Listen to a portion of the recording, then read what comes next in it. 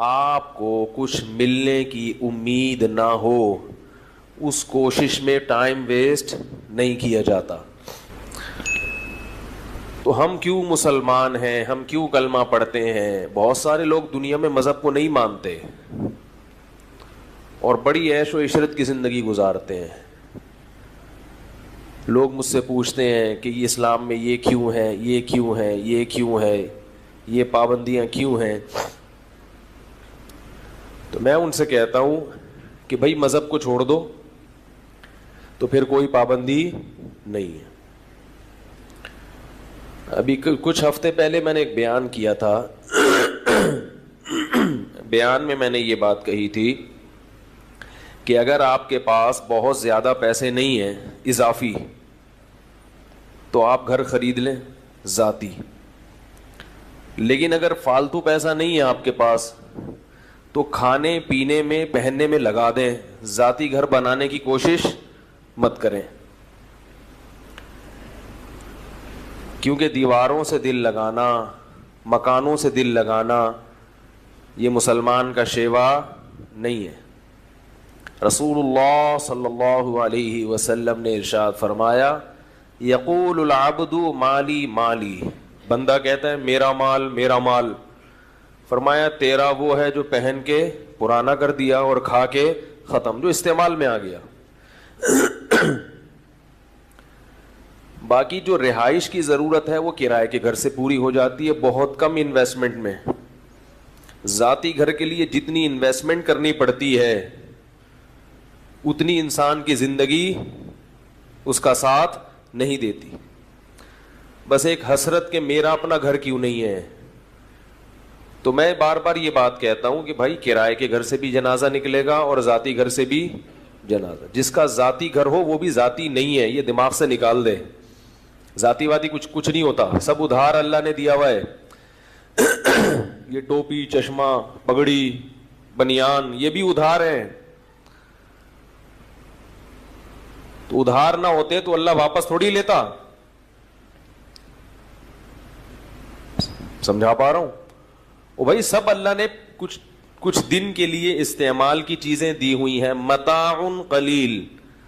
قرآن کہہ رہا ہے زندگی گزارنے کا تھوڑا سا سامان ہے۔ بحریہ ٹاؤن کے بڑے بڑے پلاٹ کو اللہ کیا کہہ رہے ہیں؟ متاع، تھوڑا سا زیادہ راہ ہے۔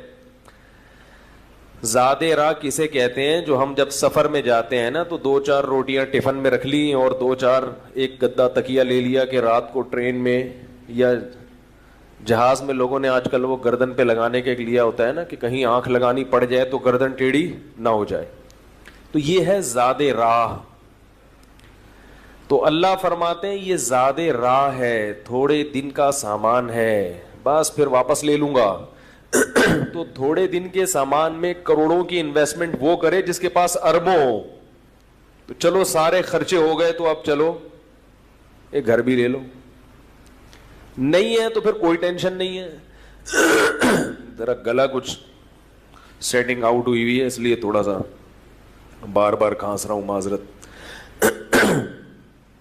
تو نہیں ہے تو پھر ٹینشن لینے کا نہیں، کیونکہ ویسے بھی نکلنا ہے۔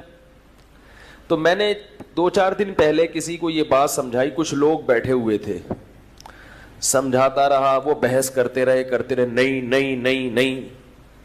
میں نے کہا اصل میں آپ میں ایک وائرس ہے، جب تک وہ وائرس ختم نہیں ہوگا ہماری بات آپ کی سمجھ میں نہیں آئے گی۔ وہ وائرس ہے دنیا سے محبت اور دنیا کو مسافر خانہ نہ سمجھنا۔ کیونکہ آپ دنیا کو مسافر خانہ ہی نہیں سمجھ رہے تو میری باتیں آپ کو لگیں گی بے وقوفی کی باتیں کر رہے۔ وہ چیز جو انسان کی سب سے بڑی چاہت ہے، ذاتی گھر، اسی کی نفی کر رہا ہے یہ۔ اس وقت دنیا میں انسان کا سب سے بڑا ہدف کیا ہوتا ہے؟ میرا ذاتی گھر ہو، اور یہ اسی کی نفی کر رہا ہے۔ تو پھر ایسے لوگ مولویوں کو بے وقوف تو سمجھیں گے نا۔ دیکھو عاشورہ کے دن شیعہ ماتم کر رہے ہیں، چیخ رہے ہیں، چلا رہے ہیں۔ آپ چیخیں نہیں، کم از کم جو میں بات کر رہا ہوں تھوڑا سا ہاں نہ کریں۔ کیا خیال ہے؟ وہ دیکھو وہ ہاں پورا سیٹ اپ ہی آؤٹ ہوا ہے ان کا، چیخ رہے ہیں. تو آپ, ہم نہیں کہتے چیخیں چلائیں, لیکن جب بیان ہو رہا ہو تو اپنا رسپانس تو ایسا دینا کہ کچھ تھوڑا سا لگے کہ آپ لوگ بات سن رہے ہیں. وہ شیعہ ذاکروں کی تقریریں سنیں کیسا ہاہو چل رہا ہوتا ہے. شیعہ ذاکر جو محرم میں ان کی جو تقریریں ہیں آپ دیکھیں, مجمع شور کیسا مچاتا ہے, ایسے زبردست نعرے لگ رہے ہوتے ہیں, حالانکہ بہت سی باتیں خود پبلک کی سمجھ میں نہیں بھی آ رہی ہوتی, کہ وہ پتہ نہیں جھوٹے قصے روایتیں بھی پیش کر رہے ہوتے ہیں بعض ذاکر, یعنی کہ تقریباً تمام. تو لیکن ہمارا جو ہے سنی لوگوں کا حساب ایسا ہے کہ وہ ایسے بجھے ہوئے بیٹھے ہوتے ہیں, شاید اس لیے کہ ان کی سمجھ میں آ رہا ہوتا ہے. تو سمجھ میں جب آتا ہے تھوڑا سا انسان چہرے کی ایکسپریشن ظاہر کرتا ہے. تو میں نے ان سے یہ کہا, میں نے کہا بھائی آپ چونکہ دنیا کو مسافر خانہ نہیں سمجھتے, تو میری بات اس وقت سمجھ میں آئے گی جب آنکھیں بند ہونے لگیں گی. سمجھ رہے ہو, جب موت کا فرشتہ آئے گا آپ بولو گے یار اچھا میں نے کروڑوں روپے بچا کے بحریہ ٹاؤن میں اس لیے پلاٹ تھوڑی خریدا تھا کہ میری جنازے کو اٹھا کے قبر میں پھینکاؤ جا کے, تم نے اس لیے تھوڑی کیا تھا.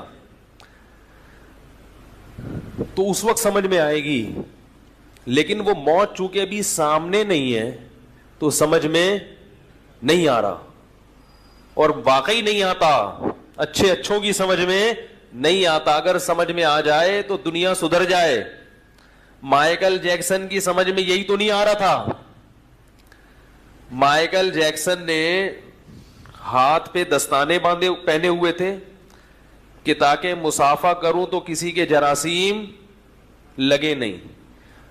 جب کسی سے ملاقات ہوتی تو منہ پہ ماسک چڑھا کے, کوئی گلے ملتے ہوئے چھینک مار کے کہیں جراثیم میری ناک میں بولو نا بھائی نہ پھینک دے. ڈاکٹروں کی ٹیم 24 گھنٹے اس کے ساتھ کہ کس وقت کون سا ٹیکا لگانا پڑ جائے حضرت جی کو. یہ ان کے حضرت جی تو وہی تھے نا, ان کے وہ مائیکل جیکسن امریکہ والوں کا دامت برکاتہم بھی وہی تھا, نور اللہ مرقدہ بھی وہی تھا, ٹھیک ہے نا, کیونکہ وہ اپنے حساب سے بزرگ دیکھتے ہیں, ان کے حساب سے وہی بزرگ ہے, وہی دنیا کا کامیاب ترین انسان. ڈاکٹروں کی ٹیم, آپ کہیں گے یہ عاشورہ کے دن کون سا بیان لے کے بیٹھ گیا. بھائی یہی تمام پیغمبروں کی تعلیمات ہیں جو میں آپ کے سامنے عرض کر رہا ہوں, یہی اہل بیت کی, یہی حضرت حسن حسین کی تعلیمات ہیں جو میں آپ کے سامنے, یہ اسلام کی روح ہے. یہ سمجھ میں نہیں آئی تو میرے بھائی پھر اپنی مرضی کے دین پہ چلنے سے کوئی کچھ بھی حاصل نہیں ہوتا. تو مائیکل جیکسن کے ساتھ ڈاکٹروں کی ٹیم, اور ایک عجیب بات آپ کو بتاؤں, مائیکل جیکسن اربوں روپے اس نے کمائے تو اس میں سے چند لوگوں کو وہ کئی بہت پیسے دیا کرتا تھا صرف اس بات کے کہ میرے جسم کا کوئی آرگن اگر خراب ہو گیا تو آپ کو دینا پڑے گا. یہ انشورنس کا ایک ٹیکنیکل طریقہ. مثلا غفار بھائی کے گردے اس نے چیک کروائے, بڑے سیٹنگ پہ ہیں, ایک ان کا غفار بھائی, ہر جگہ ہوتے ہیں نا, وسیم بھائی, سلیم بھائی, غفار بھائی, وسیم جی تو یہ تو ایک کردار ہے, کیریکٹر ہے, وہ اس کو کچھ اور نام دیتے ہوں گے. تو اس نے دیکھا کہ بھئی یہ غفار بھائی ہیں, یہ بڑے صحت مند ہیں, ان کے دونوں کڈنی بالکل فٹ فاٹ ہیں. تو مائیکل جیکسن نے اپنے غفار بھائی سے یہ ایگریمنٹ کیا کہ اگر مجھے کبھی, یعنی اپنے رشتہ داروں میں نا جس کے گردے میچ بھی کر رہے ہوں, وہ تو ڈاکٹر دیکھتے ہیں نا کہ بھی یہ میچنگ کے بھی ہیں, تو اس کو خرید لیا کہ میں آپ کو ہر مہینے اتنے ڈالر دوں گا, اگر میرے گردے ناکارہ نہیں ہوئے تو یہ آپ کو غریبی میں یہ بچت ہو گئی, اور اگر ناکارہ ہو گئے تو ایک کڈنی آپ کو اپنا مجھے دینا پڑے گا. اتنی فکر کوئی زندہ رہنے کی کرتا ہے؟ بولو بھائی. اسی طرح اور بھی جو پارٹس ہیں باڈی کے, کہا جاتا ہے کہ مائیکل جیکسن کہتا تھا کہ میں 150 سال تک زندہ رہ کے دکھاؤں گا, کیونکہ ظاہر ہے جب بھی کوئی بیماری آتی ہے تو ہم تو ہسپتال, اکثر ہم اس لیے مرتے ہیں کہ ہسپتال پہنچنے میں دیر ہو جاتی ہے, ٹریفک جیم ہو گیا, کوئی جلوس آ رہا ہے راستے سے، لبیک یا رسول اللہ والے یہاں سے ٹن مارتے ہوئے جا رہے تھے، تو ادھر لبیک یا رسول اللہ میں 3-4 آدمی مر گئے. تو ہمارے یہاں تو یہ مسائل ہیں، یا کوئی اسٹرائک ہے، کوئی ہڑتال ہے، لیکن اس کے ساتھ یہ مسائل بھی نہیں تھے، کیونکہ ڈاکٹر جو خود ڈاکٹر، ان میں سے ہر ایک ڈاکٹر پورا ہاسپٹل تھا. وہ ایسے کوئی چھوٹے موٹے ڈاکٹر تھوڑی تھے، وہ ان کے دامت برکاتہم کے ڈاکٹر تھے. تو ہر وقت ڈاکٹروں کی ٹیم، ہر وقت میڈیکل چیک اپ، ہر وقت احتیاط، یہ کھانا ہے، یہ نہیں کھانا ہے، بڑی تمیز سے ایکسرسائز بھی ہو رہی ہے، اور جاگنگ بھی ہو رہی ہے، اور جم بھی ہو رہا ہے. اور پھر کہا جاتا ہے، مجھے یاد ہے 2009 یا 10 کی بات ہے، ہمارے دوست آ کے بتایا کرتے تھے کہ مائیکل جیکسن کا تاریخی پروگرام ہونے والا ہے. اتنا بڑا پروگرام امریکہ میں ہونے والا ہے کہ اس سے پہلے کبھی اتنے ٹکٹ فروخت نہیں ہوئے ہیں. کروڑوں اربوں روپے کا بزنس ہونے والا ہے. دوست آپ بتاتے تھے کہ اتنا بڑا پروگرام مائیکل جیکسن کا ہونے والا ہے کہ آج سے پہلے اتنا، اور ہٹو بچوں ہونے والا ہے. کیا ہونے والا ہے؟ ایسا ڈانس کرے گا کہ ہٹو بچوں ہو جائے گا. اور اس کی ریہرسل ہو رہی ہے بہت دنوں سے. تو جو دوست ہمیں بتاتے تھے نا کہ بھئی ایسا ہونے والا ہے، ہونے سے چند دن پہلے انہوں نے آ کے بتایا کہ مائیکل جیکسن رات کو سوئے، صبح پولیس سے بھی نہیں اٹھے. ایسا سوئے ہیں، سمجھ میں آ گئی؟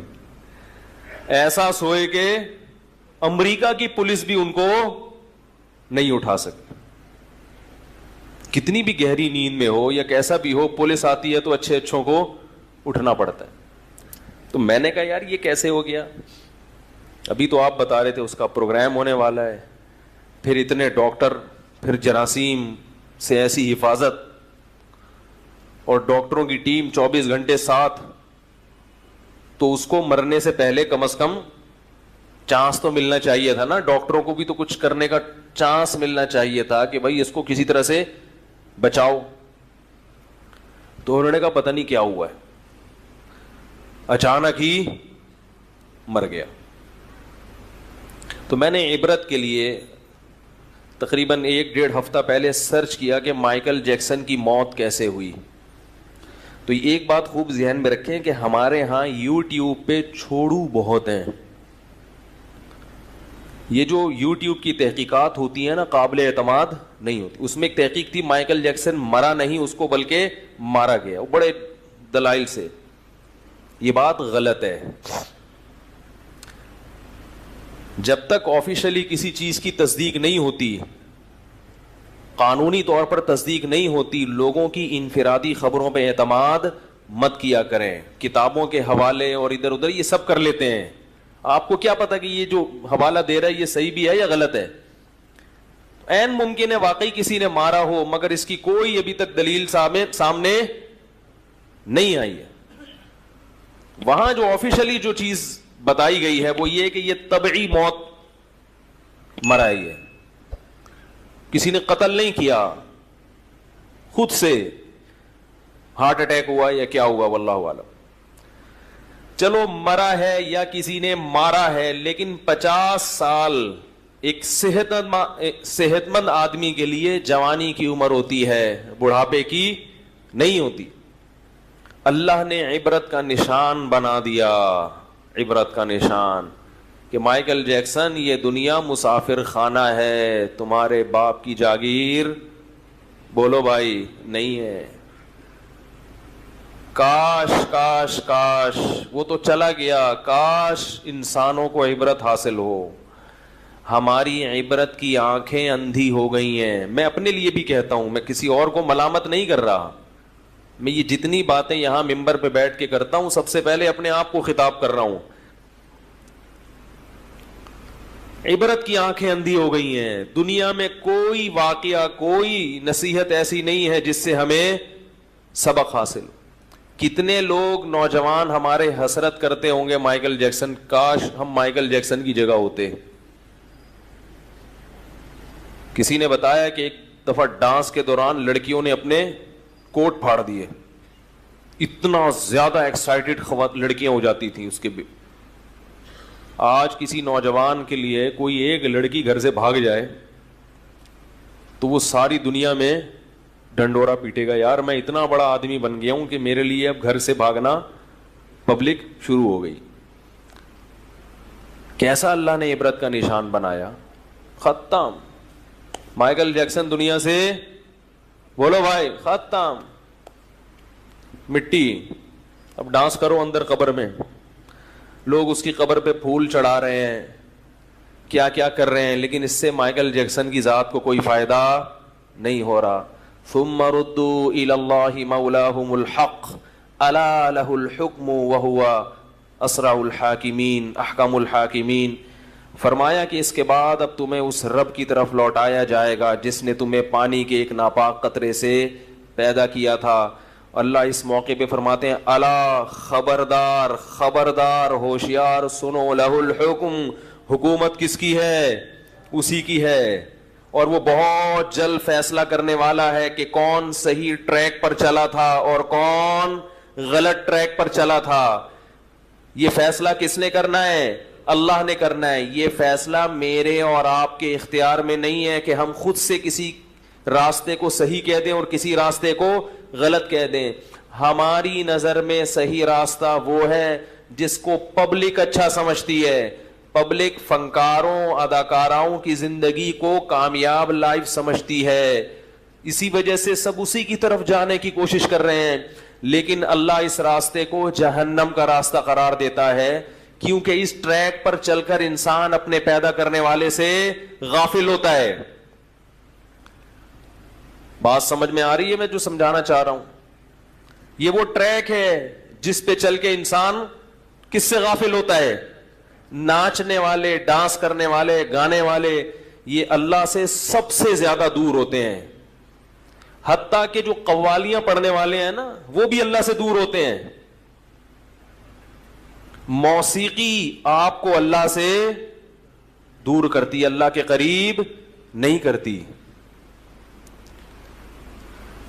تو میں یہ عرض کر رہا تھا میرے بھائی کہ کچھ چیزیں ایسی ہوتی ہیں کہ وہ سمجھ میں آئیں گی تو پھر اگلی عمارت اس پہ کھڑی ہوگی. دنیا کا مسافر خانہ ہونا ہی کسی کی سمجھ میں نہیں آ رہا تو اسے یہ بحث کے ذاتی مکان کوئی ضرورت نہیں ہے. یہ کہاں سے سمجھ میں آئے گا اسے؟ میں بار بار بتا، غیر مسلم ہے، اپنے آپ کو کافر نہیں کہتے تو ہمیں کوئی غیر مسلم کہیں، کیونکہ اسلام محمد صلی اللہ علیہ وسلم کا لایا ہوا دین ہے، اس میں ہم ڈاکہ برداشت نہیں کریں گے. کسی ایسی چیز کو اسلام کہا جائے جو اسلام نہیں ہے، یہ قابل برداشت نہیں ہے. لہذا جو قادیانی ہیں وہ غیر اسلام کو اسلام کہہ رہے ہیں، وہ اس دین کو اسلام کہتے ہیں جو مرزا قادیانی ملعون لے کر آیا، جبکہ ہم یہ کہتے ہیں کہ وہ شریف انسان نہیں تھا، پیغمبر ہونا تو اس کے بعد کی چیز ہے. بار بار یہ دعویٰ کرتا ہوں، کوئی بھی قادیانی کسی بھی ختم نبوت کی تنظیم سے متعلق کسی بھی عالم کے پاس لے آؤ، میرے پاس لے آؤ، انشاءاللہ میں اسے قائل کروں گا. اس پر وہ مناظرہ کرے، اس پر وہ بحث کرے، اس پہ ڈیبیٹ کرے کہ مرزا غلام احمد قادیانی کو شریف انسان ثابت کر کے دکھا دو. شریف انسان نبوت سے پہلے کیا ہے؟ شرافت. آپ صلی اللہ علیہ وسلم نے جب نبوت کا دعویٰ کیا تو آپ نے پہلے کیا کہا کہ کبھی مجھے جھوٹ بولتے ہوئے دیکھا تم نے؟ بتاؤ میں کیسا ہوں؟ لوگوں نے کہا آپ صادق اور امین ہیں. پہلے اپنا اچھا انسان ہونا ثابت کیا جاتا ہے، نبوت اس کے بعد کی چیز ہے. ابو سفیان نے جب وہ غیر مسلم تھے، کافر تھے، اس وقت تقریر کے دوران کہا کہ ہم نے محمد صلی اللہ علیہ وسلم کو کبھی جھوٹ بولتے ہوئے 40 سال میں کبھی نہیں دیکھا، جھوٹ بولتے ہوئے، کبھی امانت میں خیانت کرتے ہوئے نہیں دیکھا. حضرت خدیجہ نے 40 سال کی عمر میں 25 سال کے نبی سے جو نکاح کیا وہ کیوں؟ ایماندار ہونے کی وجہ سے. حضرت خدیجہ کے پاس پیسہ تھا مگر اس پیسے کو کاروبار میں لگانے کے لیے کوئی ایماندار انسان نہیں مل رہا، جیسے کہ انویسٹر کو کوئی ایماندار انسان چاہیے ہوتا ہے. تو اس نے حضرت خدیجہ رضی اللہ تعالی عنہ نے کس کی سلیکشن کی ہے؟ محمد صلی اللہ علیہ وسلم کے. حالانکہ ان کے پاس رشتوں کی کمی نہیں تھی. رشتوں کی کمی نہیں تھی. تاریخ کی کتابوں میں ہے خطبہا اشراف قوم, حضرت خدیجہ جب بیوہ ہوئی ہیں قوم کے سرداروں نے نکاح کے پیغام بھیجے ہیں, لیکن انہوں نے کس کو پسند کیا؟ محمد صلی اللہ علیہ وسلم. کیوں؟ اس میں ایک حکمت یہ بھی تھی کہ کاروبار کے لیے کوئی ایسا شخص چاہیے تھا جو ان کے مال کی حفاظت کر سکے. تو مرزا غلام احمد قادیانی کا صادق اور امین ہونا تو دور کی بات, شریف انسان ہونا قادیانی ثابت نہیں کر سکتے. یاد رکھو, میں قادیانیوں سے ایک بات کہتا ہوں کہ اللہ کی آگ بہت سخت ہے جو اللہ نے نافرمانوں کے لیے تیار کر کے رکھی ہے. تم پروپیگنڈے میں مت آؤ, کسی عالم کے, صحیح عالم کے پاس بیٹھو اور اس کے ڈیبیٹ کرو, اس سے بحث برائے بحث کی نیت سے نہیں, حق کی پہچان کی نیت سے. اللہ کی قسم تمہارے سامنے مرزا غلام احمد کا جھوٹا ہونا ثابت ہو جائے گا.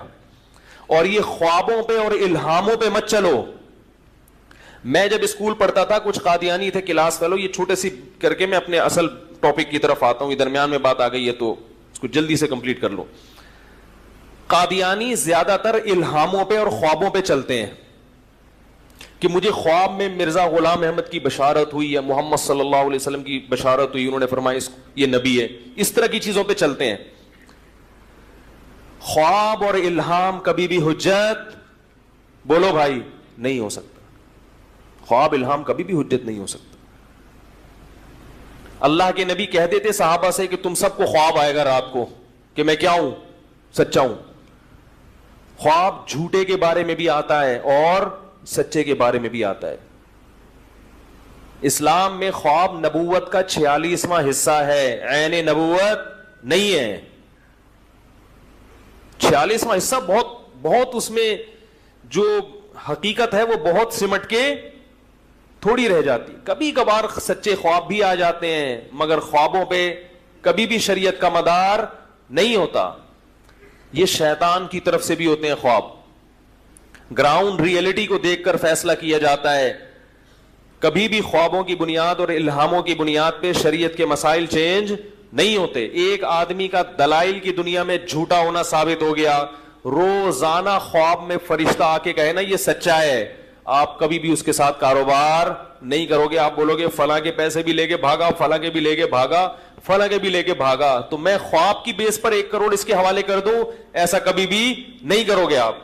تو خوابوں کی بیس پر اپنا پیسہ کسی کے حوالے نہیں کیا جاتا. کسی جھوٹے کو سچا نبی کیسے مان لیا جاتا ہے بھائی؟ کیونکہ میں قادیانیوں کے ساتھ اٹھا بیٹھا ہوں بچپن میں, مجھے اندازہ ہے کہ یہ کن چیزوں کو فوکس کرتے ہیں. خواب, خواب, الہام, خواب میں سویا تو مجھے یہ آ گیا, میں اٹھا تو پورا دین اس پہ چل رہا ہے. اور ہمارے ہاں بھی بہت سے بدعتیوں کا دین خوابوں اور الہاموں پہ چل رہا ہے. حضرت جی آئے تھے مجھے خواب میں, حضرت جی نے یہ بولا, حضرت جی نے وہ. میں کہتا ہوں اللہ کا واسطہ تو سو جایا کر آرام سے. بہوؤں کو خواب میں سانسیں چڑیل بن کے نظر آ رہی ہیں, وہ کہتی ہیں سچا خواب ہے, کیونکہ سانس کیا بن کے نظر آئی ہے؟ چڑیل. اور ساس جب سوئی تو بہو اس کو سانپ بن کے نظر آئی خواب میں. وہ اٹھ کے کہتی میں تو پہلے ہی کہہ رہی تھی یہ سارا مسئلہ کہاں سے ہو رہا ہے؟ یہاں سے ہو رہا ہے. میں کہتا ہوں اللہ کا واسطہ, بہو سے کہتا ہوں تو کہ تم اپنی ساس کو چڑیل سمجھتی ہو, لہذا خواب میں وہی آئے گا جو دن میں دماغ میں گھسا ہوتا ہے. اگر اس کو خیر خواہ سمجھو تو وہ فرشتہ بن کے آئے گی, فرشتہ. خیر کہاں سے کہاں بات چلی گئی. تو دیکھو جو لبرل لوگ ہیں جن کو مذہب سے محبت ہی نہیں ہے, تو وہ ایسی باتیں کریں گے, لہذا اس میں پریشان ہونے کی ضرورت نہیں. وہ تو کہیں گے یہ کیا ہے.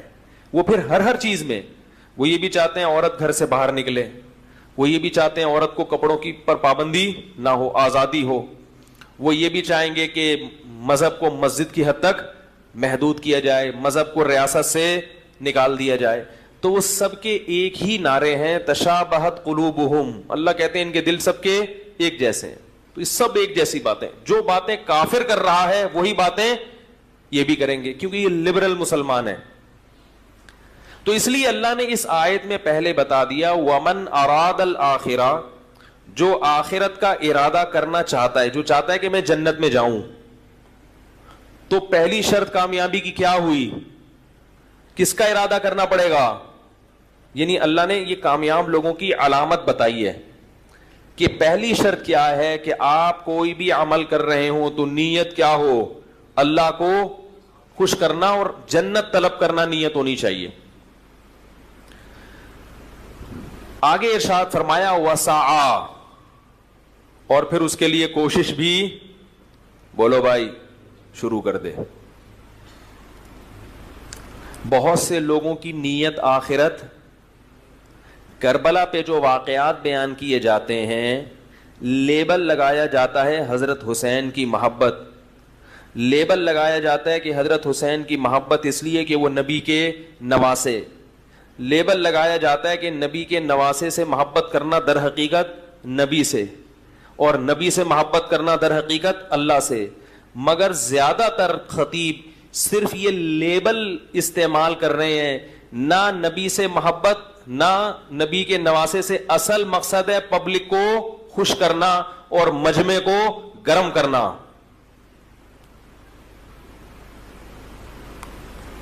اور کوئی مقصد نہیں ہے. میں سب کی بات نہیں کر رہا، لیکن محرم میں اکثر جو غلو کیا جاتا ہے اس سے اللہ کی رضا مقصد نہیں ہوتی، کیونکہ اللہ اس قسم کی چیزوں سے راضی نہیں ہوتے. قرآن اٹھا کے دیکھو، قل تعالوا اتل ما حرم علیکم ربکم، اے نبی ان سے کہہ دو آؤ میں تمہیں بتاتا ہوں کہ تمہارا رب کن چیزوں سے خوش اور کن چیزوں سے ناراض ہوتا ہے. کتنا پیارا انداز ہے قرآن کا. مشرکین مکہ بھی اللہ کو خوش کرنے کے لیے کچھ عجیب عجیب کام کیا کرتے تھے. اللہ نے سب پہ رد کر کے کہا کہ تعالو. عربی میں ایک لفظ استعمال ہوتا ہے ایتی. ایتی کا مطلب ہے ادرا، کہتے ہیں نا اتھیا. یہ تھوڑا سا مہذب لفظ نہیں ہے. اور ایک ہے تعالو، آئیے تشریف لائیے، آئیے ہم آپ کو. یہ آئیے کا لفظ کب کہا جاتا ہے کہ یار ادھر ادھر سے ہٹ جاؤ، وہ جو تمہیں تمہارے کان بھر رہا ہے، وہ تمہیں تو گنتیاں سکھا رہا ہے، ان سب سے ہٹ کے ادھر آؤ، اکیلے میں کبھی چھاؤں میں آؤ، ٹھیک ہے نا، سائیڈ میں ملو، میں تمہیں اکیلے میں مل کے پھر سمجھاؤں گا کہ میں کن چیزوں سے خوش ہوتا ہوں اور کن چیزوں سے ناراض ہوتا ہوں. جیسے کوئی کسی کو خوش کرنے کی کوشش میں لگا ہوا ہو، لیکن جس کو خوش کر رہا ہے وہ اس سے اور پریشان ہو رہا ہے، تو وہ جذبہ دیکھ کے کہے گا یار تم خامخواہ میں اپنی صلاحیتیں ضائع کر رہے ہو، آؤ ذرا میں تمہیں خود بتا دوں کہ کیا کرنا ہے اور کیا نہیں کرنا. تو اللہ کیا فرماتے ہیں؟ تعالو، آؤ آؤ ہم تمہیں بتاتے ہیں کیا کرنا ہے. اللہ تشرکوا بہ شیئا، اگر مجھے خوش کرنا چاہتے ہو سب سے پہلا کام کیا ہے؟ میرے ساتھ کسی کو شریک، یا حسین مدد، یا علی مدد، یا رسول اللہ مدد. یہ کیا ہے؟ میں کسی کو پہ کفر کے فتوے نہیں لگاتا، لیکن کیا یہ شرکیہ نعرے نہیں ہیں؟ کبھی دیکھا امام حرم کو یا رسول اللہ مدد کا نعرہ لگاتے ہوئے؟ جو سعودی عرب جاتے ہیں، پورے عرب کنٹری میں دیکھا؟ یو اے ای میں کہیں دیکھا؟ ابو ظہبی میں، دبئی میں، شارجہ میں، سعودی عرب میں، ملیشیا میں، ترکی میں، کہیں بھی نہیں ہے. تو یہ کون سا اسلام ہے جس میں آپ اللہ کو بھی پکار رہے ہیں اور اللہ کے ساتھ ساتھ دوسروں کو بھی؟ قرآن کے ذکر اللہ وحدہ اشمئزت قلوب الذین لا یؤمنون بالآخرہ وَإِذَا ذُكِرَ الَّذِينَ مِن دُونِهِ إِذَا هُمْ يَسْتَبْشِرُونَ. فرمایا جب صرف اکیلے اللہ کی توحید بیان کی جاتی ہے کہ اسی سے ہوتا ہے، تو آپ دیکھو گے جن کا آخرت پر پکا ایمان نہیں ہے ان کے دل تنگ ہونا شروع ہو جاتے ہیں کہ یہ کیسی باتیں ہو رہی ہیں ممبر سے. یہ مفتی کو کیا ہو گیا؟ یہ کیا کہہ رہا ہے کہ صرف اللہ؟ یہ اللہ کہہ رہے ہیں اشمئزت، دل تنگ ہوتے ہیں. وَإِذَا ذُكِرَ الَّذِينَ مِن دُونِهِ، فرمایا جب اللہ کے علاوہ دوسروں کا تذکرہ شروع ہو جاتا ہے، اذا ہم یستبشرون، ان کی بانچھیں کھل جاتی ہیں. اسلام توحید کے معاملے میں کوئی کمپرومائز، بولو بھائی، نہیں کرتا. اللہ غیرت کے خلاف سمجھتے ہیں اس کو. اسباب سے ہٹ کے مدد کا اختیار کس کے پاس ہے؟ اللہ کے پاس، اور کسی کے پاس نہیں ہے. کبھی اہل بیت سے مانگ رہے ہیں, کبھی نبی سے مانگ رہے ہیں, کبھی فلانے سے مانگ رہے ہیں, کبھی قبر پہ جا کے مانگ رہے ہیں. تو بھائی ان چیزوں سے اللہ خوش نہیں ہوتا. اور آگے اللہ نے ارشاد فرمایا وَبِالْوَالِدَيْنِ احسانا. اللہ کے بعد سب سے بڑا حق کس کا ہے؟ باپ کا اور ماں کا. اس کے بعد قرآن نے بیان کیا آتی ذی القربى حقہ, اہل قرابت کو ان کا حق دو. جو لبرل لوگ ہیں نا, جو دین سے دور ہیں, میں عجیب بات آپ کو بتاؤں, وہ قرآن کے اور اسلام کے اس نظریے سے بلکہ فطرت کے اس نظریے سے اتنا ہی دور ہیں.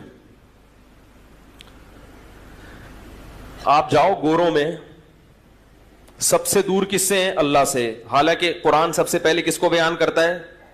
بولو نا, اللہ کو. جو لبرل لوگ ہیں نا, وہ اللہ کے علاوہ ہر ایک کی سنتے ہیں. کہہ رہے ہیں نا عاطف میاں کو بحال کرو, ان سے کبھی آپ بیٹھ کے بات کرو تو اللہ کے علاوہ ہر ایک کی بات یہ غور سے سنیں گے. ان کو بتاؤ عمران خان کا یہ بیان ہے, مولانا فضل الرحمان نے یہ کہا, نواز شریف نے یہ کہا, اچھا اس پہ تبصرہ ہوگا اللہ کا یہ حکم ہے. یہ کیا ہوتا ہے بھائی؟ یہ کیا باتیں کر رہے ہو؟ اللہ کا حکم, یہ کہاں سے مولوی کہاں سے آ گیا درمیان میں؟ بھائی مولوی نہیں کہہ رہا, قرآن. بھائی قرآن کیا ہوتا ہے بھائی؟ نبی نے فرمایا چھوڑو یار یہ مسجد کی باتیں, مدرسے کی باتیں, اس قسم کی باتیں ہمارے سامنے نہیں کیا کرو. مذہب کی باتیں ان کو وہاں سائڈ پہ رکھو. یہ ہوتا ہے کہ نہیں ہوتا؟ آپ اس کو بتائیں گورنمنٹ کا یہ قانون ہے, سنے گا. اقوام متحدہ کا یہ قانون ہے, سنے گا. اللہ کا قانون ہے, نہیں سنے گا. قرآن نے ان لوگوں کی کیفیت بھی بیان کی ہے. فلا صدق ولا صلی ولكن كذب وتولى ثم ذهب الى اهله يتمطى اولى لك فاولى ثم اولى لك فاولى. فرمایا جب اس کی موت کا وقت آئے گا میں اسے کہوں گا کہ نہ تو نے میری آیات کو غور سے سنا, نہ ان کی تصدیق کی. تیرے سامنے جب میری آیات اور میرے احکام بیان کیے جاتے تھے, منہ پھیر کر تکبر کے ساتھ اپنے گھر کی طرف چلا جاتا تھا. اولا, اللہ فرماتے ہیں تباہ ہو جائے تو, لکا فاولا, پھر ہم کہتے ہیں برباد ہو جائے تو, ثم, پھر ہم کہتے ہیں اولا, تو تباہ ہو جائے, ثم اولا لکا فاولا, پھر ہم کہتے ہیں تو تباہ ہو جائے. ایحسب الانسان ان یترک سدی, تو نے کیا یہ گمان کر رکھا تھا کہ میں نے تجھے پانی کے قطرے سے پیدا کیا؟ پیدا جب کیا تو ماں کی چھاتیوں میں دودھ کے چشمے جاری کر دیے. ایک تجھے خیرخواہ باپ دیا, ایک ماں دی, ماحول دیا, پھر آسمان سے تیرے لیے بارشیں برسائیں, اور پھر تیرے لیے زمین کو پھاڑ کر نباتات پیدا کیے, اور پھر تجھے طرح طرح کے میوے کھانے کو دیے. جب تو بلوغت کی دہلیز پہ قدم رکھتا ہے تیرے لیے ایک زوجہ پیدا کر دی, عورت پیدا کی جس سے تو سکون حاصل کرتا ہے. جعل لکم من ازواجکم بنین وحفدا, پھر اس سے تجھے اولاد دی تیرے بڑھاپے میں کام آئے. تو یہ ساری خدمتیں جو میں کر رہا تھا, ایحسب الانسان ان یترک سدی, تو یہ سمجھتا تھا کہ تجھ سے کوئی سوال نہیں ہوگا, تجھے ایسے ہی بیکار پیدا کیا میں نے. تو نائٹ کلب میں جا کے ڈانس کر, تو لڑکیوں کے ساتھ دوستیاں لگا, تو شراب پی, تو صبح شام علماء کو مولویوں کو گالیاں دے, تو صبح شام قرآن کی مخالفت کرے, تجھ سے کوئی پوچھنے والا نہیں ہے. یہ کتنی بڑی حماقت اور کتنی بڑی بیوقوفی ہے جس میں یہ لبرل طبقہ مبتلا ہے کہ جس نے پیدا کیا اس کا کوئی حق نہیں ہے. وہ نہیں ہم سے پوچھے گا کہ کیا صحیح ہے اور کیا غلط ہے. فرمایا یحسب الانسان ان یترک سدی الم یکن نطفۃ من منی یمنی, فرمایا بتا تو پانی کا ایک قطرہ, غلیظ قطرہ نہیں تھا جس میں آنکھ, ناک, کان, دل, دماغ, جگر بنا کے میں نے تجھے انسان بنایا. یہ گورنمنٹ نے یہ کام کیے ہیں. گورنمنٹ کی سن رہا ہے, پی ٹی آئی کی سن رہا ہے, جے یو آئی کی سن رہا ہے, نواز شریف کی سن رہا ہے, ہر ایک کی سن رہا ہے. نہیں سن رہا تو کس کی؟ اللہ. اس کو کہتے ہیں اس کو محدود کر دو, مذہب کو محدود کر دو. کہاں تک؟ مسجدوں تک. اگر اسلام مسجدوں میں محدود ہونے کے لیے آیا تھا تو اسلام میں اور ہندو مذہب میں پھر کوئی فرق نہیں ہے. یہ اللہ کا دین ہے, اللہ کا دین, یہ اللہ کا دین ہے, ہر انسان پہ لاگو ہوگا, ہر انسان پہ. اور اسلام آیا ہی دنیا میں حکومت کرنے کے لیے ہے, کیونکہ الاسلام یعلو ولا یعلی علیہ.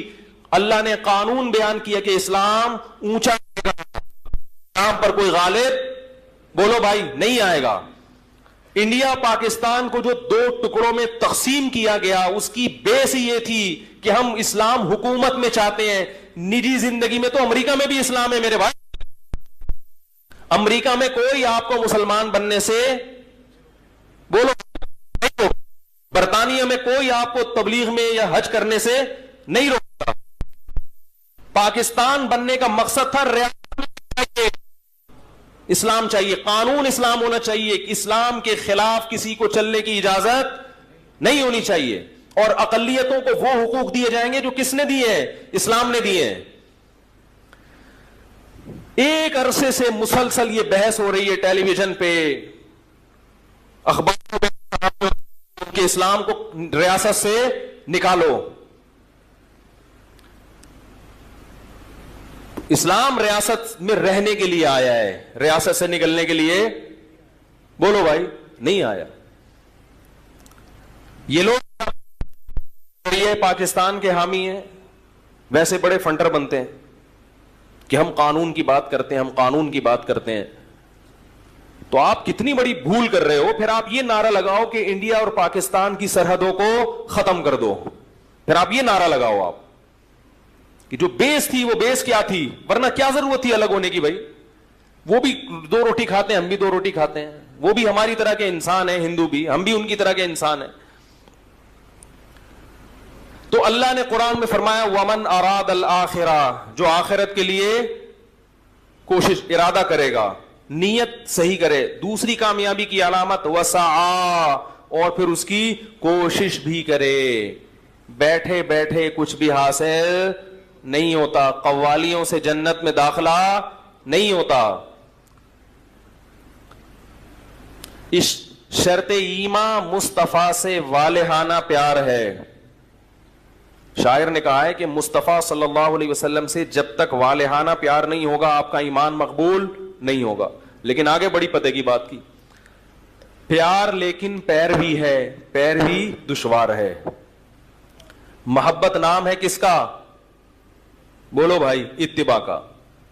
اہل بیت سے محبت اہل بیت کی اتباع کا نام ہے. اہل بیت کبھی مرثیے، جو اہل بیت کربلا میں شہید ہوئے، تو جو اہل بیت کربلا میں موجود نہیں تھے وہ ان کی شہادتوں پہ انہوں نے ماتم بولو بھائی نہیں کیا. کس کو خوش کر رہے ہو بھائی؟ تو وسعا، قرآن کہتا ہے کوشش بھی کی، کوشش کی اس نے. اور آگے بڑے عجیب الفاظ ہیں، وسعا لہا سعیہا، آخرت والی کوشش کی. کیا مطلب؟ آپ جنت میں جانے کی کوشش تو کر رہے ہیں مگر اخپل طریقے سے. پشتو میں کیا کہتے ہیں بولو بھائی؟ اخپل طریقے سے. تو جتنی مرضی کوشش کر لو وہ معتبر، بولنے میں کوئی ٹیکس نہیں ہے، وہ کوشش معتبر نہیں ہے، جتنی مرضی کر لیں.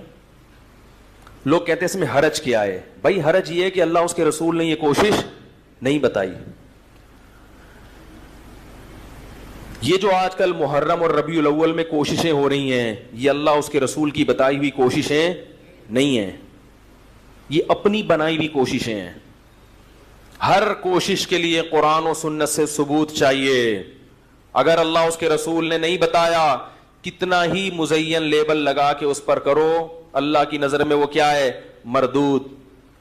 صحیح حدیث من احدث فی امرنا ھذا ما لیس منہ فہو رد وفی روایت فہو مردود.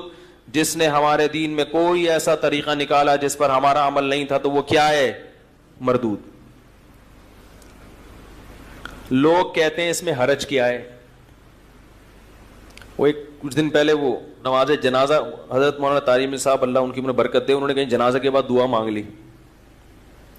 کہیں کون سی کلثوم نواز جو ہیں ان کا جنازہ پڑھایا، اللہ ان کی مغفرت فرمائے، کلثوم نواز کی، مولانا طارمی صاحب تو زندہ ہیں ابھی. تو وہ لوگ میرے گلے پڑ گئے. لوگ کس کے گلے پڑ گئے؟ تو بھائی انہوں نے پڑھایا، ان سے پوچھو، میں نے تھوڑی پڑھایا. ان کی کیا مجبوری تھی وہ بہتر جانتے ہیں، میں اس پہ تبصرہ نہیں کروں گا. لیکن نماز جنازہ کے بعد دعا کرنا سنت سے ثابت نہیں ہے، سنت سے ثابت نہیں ہے. لوگ اس کو سنت سمجھ، ان کے عمل کی وجہ سے. ان کو کیا مجبوری تھی، کس دباؤ میں تھے یا کیا تھا، وہ ہمارا ہیڈک نہیں ہے، وہ کس کا ہیڈک ہے. بعض دفعہ انسان پر اتنا دباؤ ہوتا ہے, اتنا مجبور ہوتا ہے کہ وہ خود بہتر جانتا ہے, اس کے بارے میں کوئی تبصرہ نہیں کروں گا. لیکن جو چیز سنت سے, کیونکہ ان کے اس عمل سے بہت سے لوگ یہ بھی سمجھنے کہ یہ طریقہ کیا ہے, سنت ہے. کچھ دن پہلے جو ہے نا واٹس ایپ پہ جب یہ واقعہ ہوا ہے تو کسی نے دلائل لکھ کے بھیجے نماز جنازہ کے بعد دعا کے دلائل میں کوئی بہت بڑے مفتی تھے جن کا یہ حوالہ دیا گیا کہ بھئی وہ دلیل یہ دے رہے تھے کہ اسلام میں اصل اباحت ہے, جواز ہے, جب تک پابندی نہیں ہوگی اس کو ہم کیا کہیں گے, جائز. تو نماز جنازہ کے بعد دعا پر چونکہ شریعت میں کوئی پابندی نہیں ہے لہذا ہم اس کو کیا کہیں گے, جائز. تو یاد رکھو نبی صلی اللہ علیہ وسلم نے فجر کی نماز میں کتنی رکعتیں پڑھی ہیں, 2 فرض پڑھے ہیں. تیسری سے منع کرنا کسی بھی حدیث سے ثابت, بولو بھائی, نہیں. آپ کہہ سکتے ہیں ایک دفعہ آپ نے عصر میں اضافی رکعت پڑھائی تھی تو سردہ سہو کیا تھا, اس سے پتہ چلتا ہے کہ 1 رکعت زیادہ ہوگی تو کیا ہوگا, یہ غلط ہے. تو کہیں بھی ایسا نہیں ہے کہ 1 رکعت میں 2 سردوں سے زیادہ سے آپ صلی اللہ علیہ وسلم نے منع کیا ہو. کوئی ایسی حدیث دکھا دیں جس میں 2 کے بعد تیسرے سردے سے نبی نے منع کیا ہو. ہر چیز میں اصل کیا ہے, اباحت ہے, جواز ہے. تو نماز میں اگر 2 کے بجائے کوئی 3 سردے کرنا چاہے تو وہ بھی کیا ہونا چاہیے, جائز ہونا چاہیے نا. کیا خیال ہے بھائی؟ آذان سے پہلے صلاۃ والسلام پڑھا جاتا ہے, منع کیا جائے تو کہتے ہیں اس کے ناجائز ہونے کی کوئی دلیل نہیں ہے. تو میں ان سے کہتا ہوں آذان جب کمپلیٹ ہوتی ہے لا الہ الا اللہ تو آگے محمد الرسول اللہ بھی لگا لو, کیونکہ اس کے ناجائز ہونے کی بھی کوئی دلیل. ارے بول لو بھائی, بھائی لا الہ الا اللہ پہ آذان ختم ہو رہی ہے تو اگر کبھی مؤذن محمد الرسول اللہ بھی لگا دے تو کوئی غلط جملہ کہہ رہا ہے وہ, بلکہ کلمے کو کمپلیٹ کر رہا ہے, توحید کے ساتھ رسالت کی گواہی بھی دے رہا ہے. تو یہ منطق چلے گی وہاں پہ, ساری پبلک نکل کے آ جائے گی بھائی پہلی دفعہ ایسی اذان سن رہے ہیں. تو جیسے اذان کے آخر میں ایڈیشن جائز نہیں ہے, اذان کے شروع میں بھی, بولو بھائی, یہ جو ہر چیز میں اصل اباحت ہے یہ ہر چیز نہیں ہے. اباحت عبادت میں اصل اباحت کہتے ہیں جائز ہونا, عبادت میں اصل اباحت, بولو بھائی, نہیں ہے. عبادت میں توقیف کا مطلب جس طرح جس کیفیت کے ساتھ جو عبادت منقول ہے اس میں ذرہ برابر بھی آپ ایڈیشن نہیں کر سکتے. نماز جنازہ وہ ہے ہی دعا, وہ کیا ہے ہی دعا ہے. اور یہ جو فقہا کی کتابوں کے حوالے دیے جاتے ہیں کہ نماز جنازہ کے آخر میں دعا, اس سے مراد نماز جنازہ کے بعد نہیں ہے, اس سے مراد نماز جنازہ کے اینڈ میں جو دعائیں پڑھی جاتی ہیں ان کی فضیلت ثابت ہوتی ہے. لوگ چونکہ عربی جانتے نہیں ہیں تو بعض لوگ فقہا کی ایک عبارت کو اٹھا کے دوسری جگہ فٹ کر دیتے ہیں ترجمہ غلط کر کے. آپ اپنے باپ دادا سے پوچھیں کہ کیا انہوں نے بچپن میں کہیں بھی دنیا میں نماز جنازہ کے بعد کسی کو دعا مانگتے ہوئے دیکھا تھا؟ آپ کے گھر میں اگر بوڑھے والدین ہیں وہ بتائیں گے ہم نے بچپن میں یہ عمل کہیں بھی پوری دنیا میں نہیں دیکھا. یہ بعد میں شروع ہوا ہے. ہر وہ چیز جو بعد میں شروع ہو رہی ہے عبادت کے عنوان سے وہ شریعت میں ثابت, بولو بھائی, نہیں ہے, وہ بدعت عمل ہے. تو اللہ نے قرآن میں فرمایا وسعى لها سعيها, وہ کوشش کرے, وہ والی کوشش جو آخرت کی کوشش ہے. پتہ چلا ہر کوشش آخرت کی نہیں ہوتی, کچھ کوششیں اچھی تو ہوتی ہیں مگر آخرت کی نہیں ہوتی. وہ اگر آپ ان کوششوں میں لگ گئے تو آپ کا عمل برباد ہوگا. اور قرآن کہہ رہا ہے الذین ضل سعیہم فی الحیات الدنیا وہم یحسبون انہم یحسنون صنعا. فرمایا کچھ لوگ ایسے ہیں جن کی کوششیں دنیا میں ضائع ہو جائیں گی جبکہ وہ یہ سمجھ رہے ہوں گے کہ ہم اچھی کوشش کر رہے ہیں. کتنی واضح آیت ہے. وہ خود یہ سمجھتے ہوں گے کہ ہماری کوشش ہمیں کہاں لے کے جا رہی ہے, جنت میں. ہم نبی کی عشق میں کر رہے ہیں, ہم حضرت حسین کے عشق میں کر رہے ہیں.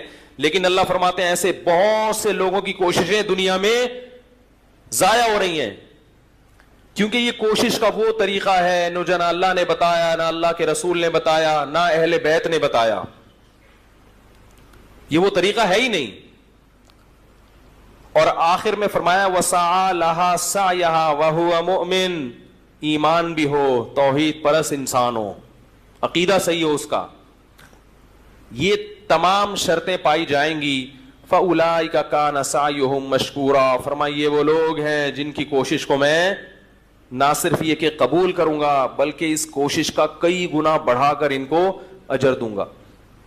اب میں ایک آخری بات کرتا ہوں, دیکھو بھائی, اللہ کا واسطہ, یہ خطاب میں اپنے آپ سے بھی کر رہا ہوں اور آپ سے بھی.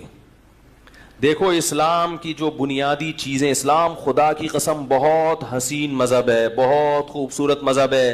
اس مذہب کو مسلمان اور جاہل مولوی بدنام کر رہے ہیں. کسی شاعر نے کہا ہے خرابی دین کی ان تین سے, ہے خرابی دین کی ان تین سے, شاہ ظالم, پیر جاہل, مولوی بے دین سے.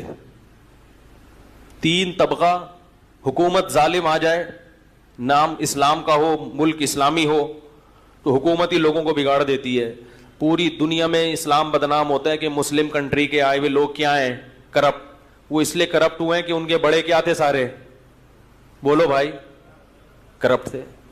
انہوں نے گورنمنٹ میں کرپشن ہی دیکھی ہے, تو نیچے طبقہ بھی کیا ہو گیا آہستہ آہستہ کرپٹ, تو وہ حکمران سے آ گیا. یہ اس سے دین بدنام ہوتا ہے. دوسرا پیر جاہل, حضرت شیخ و مرشد سے تعلق قائم کر لیا اور حضرت جی علم سے بالکل فارغ, وہ خوابوں پہ الہاموں پہ سارا سیٹنگ چل رہی ہے ان کی. آج مجھے وہاں سے خلافت ملی, وہ حضرت داتا گنج بخش رحمۃ اللہ علیہ نے خواب میں کہا تم بہت نیک آدمی ہو. تو مریدوں کو بتایا کہ مجھے سند مل گئی حضرت داتا جی سے, میں کیا ہوں, نیک ہوں. وہ ایک پیر صاحب اپنے مرید کو کہہ رہے تھے کہ میں نے, ایک مرید نے اپنے پیر کو کہا کہ میں نے خواب دیکھا ہے آپ کے بارے میں. پیر خوش ہو گیا, کو اچھا ہی دیکھا ہوگا. میں نے خواب میں دیکھا کہ آپ کی جو 10 انگلیاں تھی نا, نہیں خواب میں نے کیا دیکھا, وہ خواب ہی بھول گیا, میں ذہن سے نکل گیا, پرانا ہو گیا نا. ٹھیک, ہاں میں نے خواب میں دیکھا کہ آپ کی 10 انگلیاں جو, آپ کی 10 انگلیاں جو ہے وہ اس میں ہیں, گھی میں ہیں, اور میری انگلیاں گندگی میں, نجاست میں. پیر نے کہا یہی تو فرق ہوتا ہے پیر کا اور کس کا, مرید کا. تمہاری انگلیاں بہانے میں, گندگی میں, اور میری انگلیاں گھی میں, یہی تو فرق ہے. اس نے کہا ابھی خواب کمپلیٹ نہیں ہوا ہے, ابھی خواب کمپلیٹ نہیں ہوا, اگلی قسط رہ گئی ہے. اس نے کہا اس کے بعد میں نے دیکھا کہ آپ کی انگلیاں میں چاٹ رہا ہوں اور میری انگلیاں آپ چاٹ رہے ہیں. آپ کی انگلیاں میں چاٹ رہا ہوں اور میری انگلیاں. پیر نے کہا یہ جھوٹا خواب ہے, یہ شیطان کی طرف سے ہے, یہ شیطان کی طرف سے. تو ہے خرابی دین کی ان تین سے, شاہ ظالم, پیر جاہل, مولوی بے دین سے. بے دین مولوی کا مطلب کیا ہے, دنیا کی خاطر لوگوں کو غلط گائیڈ کرتا ہے. جب کسی مولوی کے پاس جاؤ نا استخارہ نکلوانے کے لیے, اگر وہ استخارہ نکالنے پر راضی ہو گیا, سمجھ لو یہ یا تو یہ جاہل ہے یا 2 نمبر ہے. سمجھ رہے ہو, کیونکہ استخارے میں نکلتا کچھ بھی نہیں ہے. کسی کا باپ بھی معذرت کے ساتھ استخارے میں کچھ بھی نہیں نکال سکتا.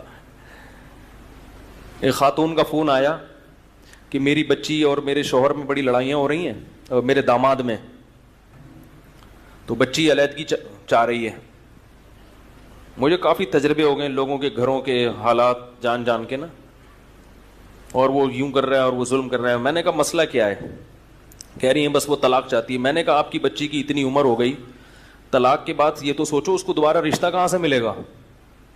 ابھی تو چلو خرچہ برداشت کر رہے ہیں, تھوڑا بہت آڑا ترچا ہے, وہ تو سبھی تھوڑے بہت ٹیڑے مڑے ہوتے ہیں, لیکن طلاق کے بعد کہاں جائے گی. کہہ رہی نہیں وہ رشتہ دیکھ لیا ہے. میں نے کہا ذرا وہ جو دیکھا ہے اس کے بارے میں معلومات دیں, وہ کون ہے, کیا ہے, کہاں سے آیا ہے. تو انہوں نے جب رپورٹ دی, میں نے کہا کمبخت وہ آپ کی بیٹی کا گھر خراب کر رہا ہے.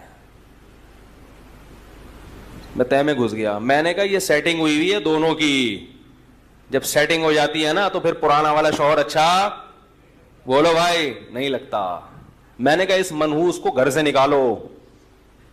یہ جو آیا ہوا ہے نا سانپ بن کے آپ کے گھر میں, روحانی, ٹھیک ہے, دین کے نام پہ گھسا ہوا تھا ان کے گھر میں اور حدیثیں سنا کے جاتا ہے روزانہ.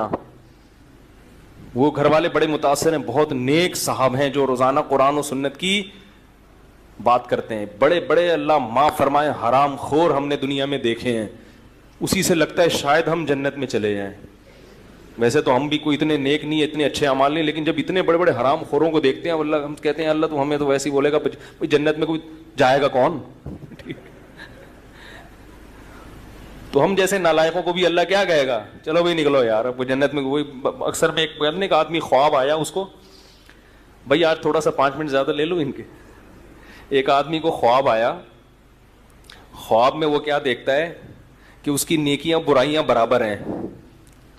تو فرشتوں نے کہا بھائی دونوں جگہ کا سروے کر لو, جنت اور جہنم, جہاں اچھا لگے چلے جانا. تو جب وہ جہنم میں گیا تو دیگیں پک رہی ہیں, دیگوں پہ دیگیں, بڑا حیران ہوا. جنت میں آیا تو دال چاول کھا رہے ہیں لوگ, ٹھیک ہے, کچھ لوگ چائے میں ڈبو کے پاپے کھا رہے ہیں. اس نے خواب میں فرشتوں سے پوچھا یہ کیا یار, ادھر دیگیں ادھر پاپے. تو فرشتے کہتے ہیں 4 آدمیوں کے لیے دیگ پکائیں کیا. اس 4 میں ایک توصیف الرحمان ہے, ایک انجینئر ہے, 2-4 آدمی اور ایک غامدی صاحب ہیں, پروفیسر غامدی. یہ 3-4 آدمی ہیں جو اپنے علاوہ کسی کو بھی درست نہیں سمجھتے. تو یہ 3-4 آدمی جنت میں گئے ہیں, تو اب ان کے لیے کیا ہے, کیا دیگ اور کیا دودھ کی نہریں, ٹھیک ہے. ہم نے فرشتوں سے بول دیا ہے چائے پاپوں کا انتظام کر دو. تو ایسے ایسے حرام خور ہم نے دنیا میں دیکھے ہیں کہ ہمیں کچھ امیدیں اللہ سے قائم ہونا شروع ہو جاتی ہیں, شاید اللہ ہمیں بخش دے. ٹھیک ہے عملی کوتاہی ہے, مگر اتنے بڑے اللہ کا شکر ہے فراڈ ہی نہیں ہے. تو گھروں میں گھس کے بچیوں کو خراب کرتے ہیں, شوہروں کے خلاف سیٹنگ ہو جاتی ہے, پھر والدین کو غلط ہسٹری سنائی جاتی ہے. سمجھ رہے ہو, سانپ ہوتے ہیں. خیر میں یہ کیا کہہ رہا تھا کہ ہے خرابی دین کی ان 3 سے, شاہ ظالم پیر جاہل مولوی بے دین, جو 2 نمبر ہے, دکانیں چمکا رہا ہے بیٹھ کے, ان لوگوں نے دین کو بدنام کیا ہے. تو میرے بھائی ہم کس کے, آخری بات دیکھو, دین ہمارا برائیوں سے روکتا ہے, بس اسی کو فوکس کرنا ہے.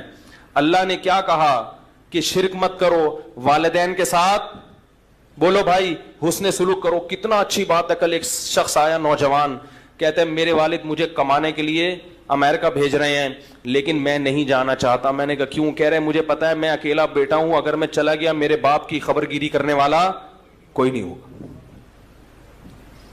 وہ تو بیچارہ کہہ رہا ہے لیکن میں کیسے چلا جاؤں.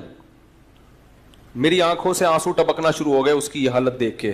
میں نے کہا اللہ ایسے نیک لوگ بھی الحمدللہ دنیا میں ہیں. کہہ رہے ہیں یار باپ بوڑھا ہے, وہ کیسے وہ چلے گا بیچارہ. یہ ہے اسلام. فرمایا وبالوالدین احسانا. دوسرے نمبر پہ اللہ کس چیز کا حکم دیتا ہے؟ والدین کے ساتھ حسن سلوک. اور پھر اللہ نے ارشاد فرمایا ولا تقربوا مال الیتیم, وراثت کو وقت پر تقسیم کر دو, کسی کا مال مت کھاؤ. یتیم کا ذکر اس لیے کہ وہ کمزور ہوتا ہے, کسی کو بھی کمزور سمجھ کے اس کا مال دبانے کی کوشش مت کرو. ہم میں سے ہر شخص دوسرے کے ساتھ فراڈ کر رہا ہے. چند سال پہلے میرا نام آ گیا فری عمرے میں, ہوتا ہے نا اس میں نام نکل آتا ہے, تو اب ان کا عمرہ کیا ہوگا. وہ کہتے ہیں نا یہ پرچیاں اٹھائیں جس کا نام آ گیا وہ کیا ہے. میں جب عمرے پہ گیا تھا نا 2-4 سال, ایک تو اپنے خرچے پہ بھی گیا ہوں الحمدللہ. لوگ سمجھتے ہیں مولوی اپنے خرچے پہ جاتے ہی نہیں ہے, پورا اپنے خرچے پہ بھی عمرہ الحمدللہ کر کے آیا ہوں. ایک دفعہ گریبی میں نام آ گیا قرآن اندازی میں فری میں. ہم سمجھے فری میں, یہ فراڈ ہو رہے ہیں. ٹریول ایجنسیاں یہ کیا کر رہی ہیں, ہم سمجھے فری میں. اتنا خرچہ ہو گیا میرا غیر متوقع, میں پاگل ہو گیا. انہوں نے کہا پتہ نہیں صرف ٹکٹ فری ہے یا کیا, صرف ویزا فری ہے, واللہ اس کے علاوہ کچھ بھی فری نہیں تھا. اور جب ہم عمرہ کر کے آئے تو اچھی خاصی جیب ہماری خالی ہو گئی تھی. اس کے بعد پھر 8-9 مہینے بعد ٹریول ایجنٹ کا فون آیا کہ 35,000 ابھی ہم کاغذ کر رہے تھے تو آپ کے ذمے نکلتے ہیں. 1 سال بعد فون آیا کہ وہ ہم نے اصل میں دوبارہ سے حساب کیا تو ابھی 35,000 آپ کے ذمے نکلتے ہیں. میرا جواب سنیں, میں نے کہا تمہارے باپ میں دم ہے تو مجھ سے 1 روپیہ نکال کے دکھاؤ تم لوگے بٹ. اس نے کہا آپ کے پاس پیسے نہیں ہیں تو رہنے دے. میں نے کہا ہیں دوں گا نہیں. یہ کون سا طریقہ ہے بھائی؟ یہ کیا یعنی آپ لوگوں کو سکھا رہے ہو؟ کہہ رہے نہیں مولوی صاحب اگر مسئلہ ہے. میں نے کہا خدا کی قسم مسئلہ نہیں ہے, پیسے ہیں میرے پاس, بہت آرام سے 35 کیا 70,000 بھی دے سکتا ہوں. خدا کی قسم نہیں دوں گا. جھوٹ بولتے ہو, مکار لوگ ہو تم لوگ, بے شرم لوگ ہو. کلیئر بات کرنے کی ہماری قوم میں عادت ہے ہی نہیں. کوئی مسئلہ نہیں ہے, میں اپنے پیسے خرچ کر کے عمرے پہ چلا جاتا, الحمدللہ اللہ نے اتنا دیا ہے. لیکن آپ بات تو صحیح کریں. آپ بولے مولوی صاحب آپ کے ٹوٹل اتنے ہوں گے, ہمارے ٹوٹل اتنے ہوں گے, کوئی مسئلہ نہیں, ہم پھر بھی چلے جاتے. لیکن جھوٹ بولنا, ٹوپیاں کرانا, غلط بیانی سے کام لینا, لوگوں کو فری کا نام دے کے تاکہ لوگ زیادہ سے زیادہ آ جائیں, جب نکلتا ہے تو وہ فری نہیں ہوتا. یہ جھوٹ پلوت داڑھی والے اور حاجیوں میں ہم نے دیکھا ہے. حاجیوں میں جنہوں نے الو بنایا, ہر سال عمرہ کر رہے ہیں, ہر سال حج کر رہے ہیں. یہ ہر میں جہنم کی آگ سے نہیں بچا سکتا اگر اللہ کی خاص رحمت نہ ہوئی. حج کرنا فرض نہیں ہے زندگی میں ایک دفعہ, اور جھوٹ بولنا, دھوکہ دینا مالی معاملات میں یہ ہمیشہ کیا ہے؟ حرام ہے. آج حسین کی یاد میں جلوس نکل رہے ہیں, ماتم ہو رہے ہیں, ربیع الاول میں ناچ گانے ہو رہے ہیں, مگر مسلمان جھوٹ بولنا, پوری دنیا میں سب سے زیادہ کرپٹ قوم جو مشہور ہے, پاکستانی مشہور ہے پوری دنیا میں, ان میں کربلا میں ماتم کرنے والے بھی, حج کرنے والے بھی, عمرہ کرنے والے بھی. مالی معاملات میں کلیئر بات کرنے کی عادت ہے ہی نہیں. ہر آدمی گول بات کرے گا مالی معاملات, ہر آدمی کو سیدھی بات کرے گا ہی نہیں. بھائی تم لوگوں کو بول دو کہ فری کا مطلب فری نہیں ہے, صرف ٹکٹ فری ہوگا یا صرف ویزا فری ہوگا, باقی کچھ بھی فری نہیں ہے, آپ بول دو. وہ اس وقت بولتے ہیں جب آپ کا نام آ گیا اور آپ اچھی طرح سے پھنس گئے. اب آپ کو بولیں گے اتنے پیسے بھیج دیں, اتنے پیسے بھیج دیں, اتنے پیسے.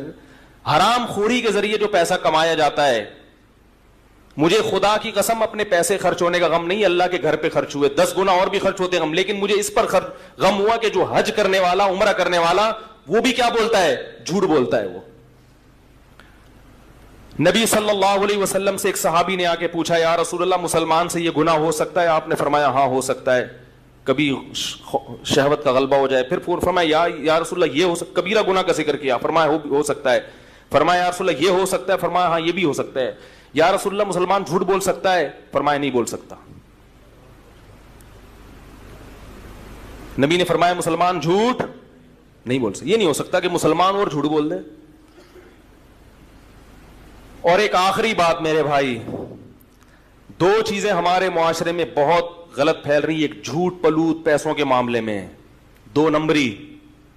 سچ بولنا, رشتوں کے معاملے میں جھوٹ بولتے ہیں, کبھی سیدھی بات نہیں کریں گے, جھوٹ بولیں گے, تنخواہیں اپنی غلط بتائیں گے, ہر چیز میں جھوٹ. دوسری بات ہمارے ینگ جنریشن میں بے حیائی, فحش فلمیں دیکھنا, لڑکیوں سے دوستیاں لگانا, زنا کرنا, اس کو معاشرے نے اب جرم سمجھنا چھوڑ دیا. عفیف پاک دامن خواتین کے فون آتے ہیں, میرے میاں کی اتنی لڑکیوں سے دوستی, میرے میاں واٹس ایپ پہ لڑکیوں سے باتیں کرتا ہے, میرا میاں ننگے جسم دیکھتا ہے لڑکیوں کے اور وہ اپنی تصویریں بھیجتی ہیں. مفتی صاحب اللہ کا واسطہ سمجھائیں, میں برباد ہو رہی ہوں. یہ حرام خوریوں کے مزے تھوڑے دنوں کے ہیں, یاد رکھو, یہ مزے بہت جلد. ایک خاتون تو اتنی تنگ آ گئی اپنے شوہر سے, کہہ رہی اب اس حرام خور کو ایسے چسکے لگ گئے لڑکیوں کے کہ اب یہ میرے سامنے بھی لڑکیوں سے بات کرتے ہوئے شرم نہیں کرتا. اور عورت لڑتی ہے تو طلاق کی دھمکیاں دیتا ہے. تو میں اس سے کہتا ہوں اس حرام خور کو مزے اڑانے دو. تھوڑے دنوں میں جب یہ بڈھا ہو جائے گا نا, بڈھا, ٹھڑک باقی رہے گی مگر طاقت ختم ہو جائے گی. پھر یہ سسکیاں لے لے کے حرام خور مرے گا. تھوڑا سا غصہ آ رہا ہے معذرت کے ساتھ. یہ حرام خور کیسے مرے گا؟ بڈھا جس نے زنا نہ چھوڑا ہو نا, اس کا بڑھاپا بڑا گندا ہوتا ہے, یاد رکھو. چہرے پہ نحوست, زنا کی قوت ختم, لیکن جذبہ اسی طرح. کسی بھی نفسیاتی ڈاکٹر سے پوچھ لو, جس نے جوانی میں ان حرام خوریوں سے توبہ نہیں کی, بڑھاپے میں اس میں یہ ٹھڑک ختم نہیں ہوتی, قوت ختم ہو جاتی ہے, کی خواہش پہلے سے زیادہ. بوڑھا آدمی اگر جوانی میں توبہ کے بغیر بڑھاپے تک پہنچ گیا, اس کو اللہ دنیا میں ذلیل کر دیتے ہیں. ایسے کالز بھی ہیں, بیٹا پریشان ہے, میرا ابا بڈھا ہو گیا, 75 سال کا ہو گیا, پھر بھی لڑکیوں کا پیچھا نہیں چھوڑتا, بدنام کر دیا پورے محلے میں, کر کچھ نہیں سکتا, مگر پھر بھی جیسے بکرا بھاگتا ہے نا بکریوں کے پیچھے, اس طرح عورت دیکھ کے اس کے پیچھے بھاگتا ہے وہ. یہ اللہ کی طرف سے دنیا میں سزا ملتی ہے ان حرام خوروں کو. میرے بھائی سوال کرے گا قیامت کے دن, قل للمؤمنین یغضوا من ابصارہم, اللہ نے تمہارے لیے تمہاری بیوی کو حلال کیا ہے, اس کے علاوہ کوئی عورت تمہارے لیے حلال, بولو نہیں ہے. کوئی لڑکی فون پہ تم سے ہنس ہنس کے بات کرتی, بولو میں شریف آدمی ہوں, میں بکا ہوا آدمی, بولو میری بھی بیٹیاں ہو سکتی ہیں, میرے بھی بیٹے ہو سکتے ہیں. جب بیٹوں کو پتا چلے گا ہمارا باپ لڑکیوں سے دوستیاں لگاتا ہے, باتیں کرتا ہے, ان بیٹوں کے دل میں باپ کا کوئی تقدس رہے گا, کوئی عزت رہے گی باپ کی؟ جس شخص نے اپنی خواہشات پہ کنٹرول نہیں کیا, یاد رکھو وہ نہ دین کا نہ دنیا کا. اللہ نے نکاح کا راستہ دیا ہے, نکاح کا.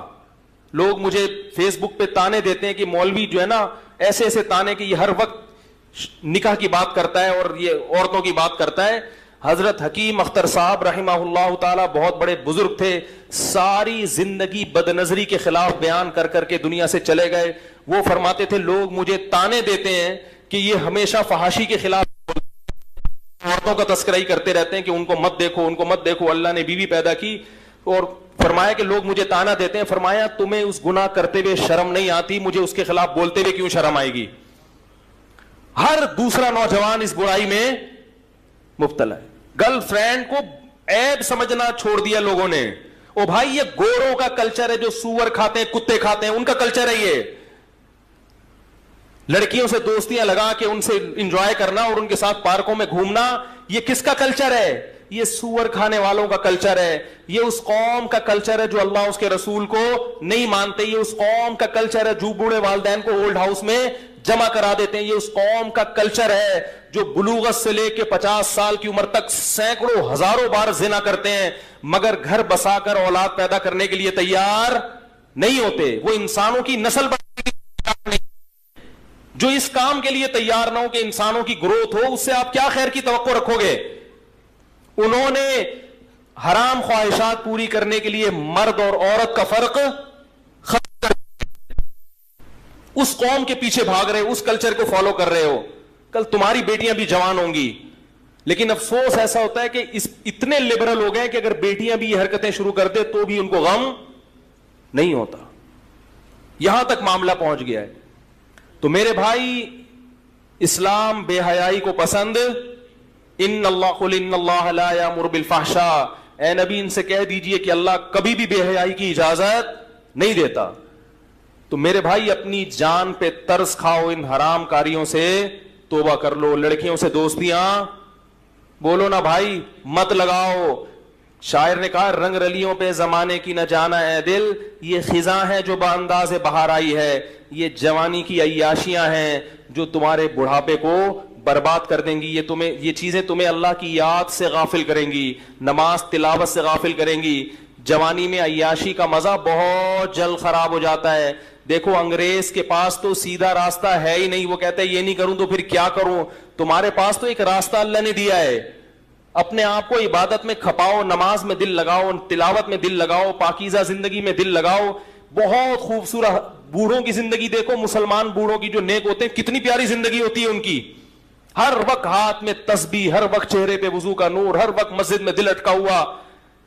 اگر یہ زندگی تم نے توبہ مت نہیں کی تو میرے بھائی بڑھاپا بہت خراب گزرے گا, بہت خراب گزرے گا. مرو گے سسکیاں لے لے کے, اور جوانی بھی جلدی برباد ہو جائے گی. سکون نہیں رکھا اللہ نے ان گناہوں میں. کس قدر عورتیں پریشان ہیں, پاک دامن عورتیں, کتنی مشکل سے آج کل رشتے ملتے ہیں. کوئی ایک واقعہ ہو تو میں بیان کروں, ہر دوسرے دن یہ کال آ رہی ہے, اور یورپ امریکہ میں تو بہت زیادہ ہو گیا ہے. ہر عورت پریشان ہے کہ میرا شوہر مجھ سے وفا نہیں کر رہا. لڑکیوں سے دوستیاں, لڑکیوں سے دوستیاں. بھائی کل تم اپنی بیٹیوں کا گھر کیسے بچاؤ گے؟ تم یہ چاہتے ہو کہ تمہارا داماد وہ اسی کنڈیشن میں ہو کہ 100 لڑکیوں سے اس کی دوستیاں ہو, تمہاری بیٹی کیسے گھر بسائے گی اس کے ساتھ؟ اللہ تعالیٰ موت سے پہلے سچی توبہ کی توفیق نصیب فرمائے. یہ ہے اسلام. ان چیزوں کو لوگوں نے فوکس کرنا چھوڑ دیا. بس کچھ رسومات ہیں, حلیم کی دیکھ پکا لو, گھوٹے لگا لو, یہ کھا لو, ربیع الاول پہ حلوے مانڈے کر لو, تھوڑا سا جلسہ لگا لو, اسپیکر بھونپو لگا دو لوگوں کے گھروں میں, اور وہ ان کی سیرت پہ بیان کر لو, فلاں کی سیرت پہ بیان کر لو, اس کی یہ کر لو تھوڑا سا, پھر قوالیاں کر کے تھوڑا سا. میں وہ جاتا تھا اس میں ایکسپریس ٹی وی میں نا ریکارڈنگ کے لیے, تو میں قرآن کی ریکارڈنگ کرتا تھا تفسیر کی. ایک دن میں ذرا جلدی پہنچ گیا, تو جہاں میں ریکارڈنگ کر رہا تھا وہاں قوالی چل رہی تھی. تو جو لوگ میرے درس میں ٹوپی پہن کے بیٹھتے تھے نا بڑی تمیز سے, وہ ناچ رہے تھے. میں عجیب ہے نا, میں نے کہا بھائی یہ کیا. تو وہ قوالی چل رہی, ڈیشن ڈیشن ناچ رہے ہیں. جیسے ہی ان کا ٹائم ختم ہوا وہ سب ٹوپیاں پہن کے میرے سامنے بیٹھ گئے. میں نے کہا یہ کیا ہو رہا ہے بھائی. تو بی بی تمیزہ کا وضو ہے. بی بی تمیزہ کو وضو کرنا نہیں آتا تھا. ایک امام صاحب نے ان کو وضو کا طریقہ سکھایا اور کہا کہ نماز پڑھا کرو. اس نے کہا نماز کیسے پڑھوں, وضو نہیں آتا. اس نے وضو کرایا, انہوں نے کہا اب نماز پڑھو. نماز شروع کر دی اس نے. وہ چلے گئے. 10-15 سال کے بعد امام صاحب کا اس گاؤں سے گزر کیا. انہوں نے بی بی تمیزہ سے پوچھا ہاں بھائی نماز پڑھ رہی. اس نے کہا الحمدللہ 10 سال سے ایک نماز قضا نہیں ہوئی. انہوں نے کہا اچھا وضو بھی کرتی ہو نا. اس نے کہا وہ تو آپ کرا کے چلے گئے تھے, وہ تو آپ کرا کے چلے گئے تھے. تو بی بی تمیزہ کے 10 بچے ہو گئے مگر ان کا وضو نہیں ٹوٹا. تو آج بھی مسلمان کا تقوی نہیں ٹوٹتا. وہ لڑکیوں سے گپے مارے, انٹرنیٹ پر فحش فلمیں دیکھے, کلیگ جو لڑکی صاحب بیٹھی اس سے صبح و شام ہیلو ہائی کرے, مگر حج بھی کرے گا اور عمرہ بھی کر لے گا اور سارے کام ہو رہے ہیں, اور صلاۃ و سلام بھی پڑھ لے گا, اور جناب اچھی اچھی باتیں بھی کر لے گا بیٹھ کے. اس کا تقوی ٹوٹنے کا نام, اور فری عمرے کے نام پہ 90,000 روپے بھی کھا لے گا, پھر بھی فری عمرہ رہے گا اس کا. فری ابھی بھی فری کرا رہے ہیں وہ, اور سب ایسے ہی ہیں, کوئی ایک کی بات نہیں ہے. جتنے فری عمرے والے, مجھے کل کو یار تمہارے سب فری عمرہ ہو رہا ہے. میں نے کہا اللہ کا واسطہ میں فری میں نہیں کروں گا. جب بھی جاؤں گا انشاءاللہ اپنے خرچے پہ جاؤں گا. فری کا نام نہ مت لو میرے, زیادہ فری ہونے کی کوشش, فری کے نام پہ زیادہ فری مت. تو تقوی مسلمان کا نہیں ٹوٹ رہا, تقوی مسلمان کا نہیں ٹوٹ رہا. تو اس دور کا بہت بڑا المیہ ہے جھوٹ, بد کرداری, اور دوسرا بے حیائی. اس کو چھوڑنا پڑے گا. یہ ہے آخرت کی کوشش. انہی چیزوں کو کوشش کرو. باقی یزید معاویہ, حضرت معاویہ رضی اللہ تعالیٰ عنہ اور یزید اور ان کے قصے چھیڑ چھیڑ کے مجلس سے گرم کرنا, قرآن نے اس بارے میں صاف کہا تلک امۃ قد خلت, یہ قوم تھی جو گزر گئی, لہا ما کسبت, انہوں نے جو کرنا تھا کیا, ان کو اس کا بدلہ ملے گا. جس نے اچھا کیا اس کو اچھا بدلہ, جس نے برا کیا اس کو برا بدلہ. وَلَكُمْ مَا كَسَبْتُمْ, تمہیں اب اللہ دیکھے گا تم کیا کرتے ہو. تم نے اچھا کیا تمہیں بدلہ ملے گا, برا کیا تو اس کا بدلہ ملے گا. تو ان قصے کہانیوں میں کچھ نہیں رکھا. یہ مجلسیں گرم کرنے کے قصے ہیں. یہ آپ کو پریکٹیکل لائف سے روک دیں گے, عملی زندگی سے دور کر دیں گے. تبھی ان مجلسوں میں شرکت کرنے والے, چاہے یہ سنیوں کی ہوں, شیعہ کی ہوں, دیوبندیوں کی ہوں, بریلویوں کی ہوں, سب کی بات کر رہا ہوں, کسی خاص مسلک پہ طنز نہیں کر رہا. ان لوگوں کی زندگیوں میں عمل نہیں ہوتا, نہ ان واعظین کی زندگیوں میں عمل ہے, نہ ان مجلسوں میں شرکت کرنے والوں کی زندگیوں میں عمل ہے. یہ عمل سے کورے ہوتے ہیں اور کورے رہیں گے, کیونکہ ان کو شیطان نے سیدھے راستے سے ہٹا کے غلط راستے پہ چلا دیا ہے. تو ہم نے اسلام کو فالو کرنا ہے, نماز قائم کرنی ہے, زکوٰۃ دینی ہے, وراثت کو وقت پر تقسیم کرنا ہے, بہنوں کی وراثت ان کو ہینڈ اوور کرنی ہے, ان کی وراثت کھانی نہیں ہے. چھوٹا بھائی یتیم ہے تو بڑا بھائی کاروبار پہ قبضہ, بولو بھائی, نہیں کر سکتا. وہ چھوٹے بھائی کی وراثت نہیں کھا سکتا. کاروبار کے نام پہ بہنوں کو ٹوپیاں, ابا نے کاروبار کیا, بیٹے اس کے ساتھ شریک ہوتے ہیں, جب ابا مرتے ہیں تو بیٹے کہتے ہیں ہمارا بزنس ہے. فقہا نے لکھا ہے کہ باپ کے کاروبار کو اگر بیٹوں نے ترقی دی تو ان کی حیثیت محض معاون اور مددگار کی ہے, وراثت میں ان کا حصہ اس کاروبار کی وجہ سے, بولو بھائی, نہیں بنے گا. وراثت دینی پڑے گی جتنی سب کی بنتی ہے. سمجھ رہے ہو کہ نہیں سمجھ رہے؟ لیکن لوگ نہیں سمجھتے. ابھی تو اس لیے نہیں کہ وہ مرا ورا نہیں ہے نا, جب مرے گا تو پھر پتہ چلے گا کہ کیسے وراثت دی جاتی ہے. اور دوسری میرے بھائی, یہ جو غلط رسومات ہیں, عورتوں سے جہیز لینا, یہ اسلام میں اس کی اجازت نہیں ہے. اسلام میں مہر ہے کہ نکاح کے وقت عورت کو دیا کرو, عورت سے پیسہ, بولو نا یار, نہیں لیا کرو. یہ جہیز کا تصور یہ غیر شرعی ہے, اس کو ختم کرنا پڑے گا. بارات کا کھانا بولتے کیوں نہیں, اب بند, اب منہ بند. بارات کا کھانا نہیں ہے. نبی نے 4 بیٹیوں کی شادی کی, ایک کھجور بھی نہیں کسی کو کھلایا, لیکن ولیمہ اپنی ہر شادی